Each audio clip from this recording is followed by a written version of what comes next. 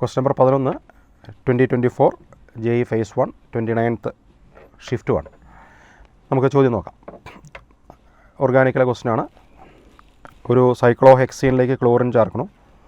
അപ്പോൾ അത് ആൽക്കീലിലെ റിയാക്ഷനായിട്ട് പറയാം, അല്ലെങ്കിൽ ഹാലജൻ കോമ്പൗണ്ടുകളുടെ പ്രിപ്പറേഷനായിട്ടും പറയാം. അപ്പോൾ രണ്ട് ഭാഗം, ഈ ഓർഗാനിക്കിന് അങ്ങനെ ഒരു കാര്യം പറയാൻ പറ്റില്ല. ഒരു ഭാഗത്ത് പറയുന്ന പ്രിപ്പറേഷൻ മറ്റൊരു ഭാഗത്ത് പ്രോപ്പർട്ടിയാണ്, അല്ലേ? ഒരു ഭാഗത്തെ പ്രോപ്പർട്ടി വേറൊരു ഭാഗത്ത് പ്രിപ്പറേഷനാണ് എന്ന് പറഞ്ഞാൽ എന്തായാലും മിനിമം രണ്ട് ഭാഗങ്ങൾ ഒരേ റിയാക്ഷൻസ് നിങ്ങൾ പഠിച്ചു കഴിഞ്ഞിട്ടുണ്ടാവും.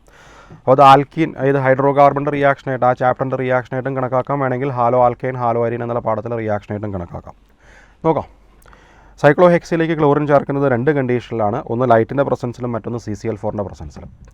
ലൈറ്റിൻ്റെ പ്രസൻസിൽ ഡബിൾ ബോണ്ടിലേക്ക് ഹാലജൻ വരുമ്പോൾ അലൈൽ സബ്സ്റ്റിറ്റ്യൂഷനാണ് എന്ന് നിങ്ങൾ കേട്ടിട്ടുണ്ട്, അല്ലേ? ഈ തന്നിരിക്കുന്ന ഓപ്ഷൻസ് കൂടെ നോക്കുമ്പോൾ എന്തായാലും രണ്ട് പൊസിഷനിലും, രണ്ട് അലൈൽ പൊസിഷനിലും ക്ലോറിൻ കയറിയിട്ടുണ്ട്. സോ ഇവിടുത്തെ ആൻസർ ഇതായിരിക്കും.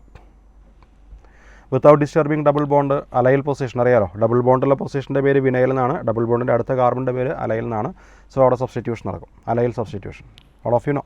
ഇനി CCl4ൻ്റെ പ്രസൻസിൽ ക്ലോറിൻ വരുമ്പോൾ ഡബിൾ ബോണ്ട് പൊട്ടും, ആഡ് ചെയ്യും.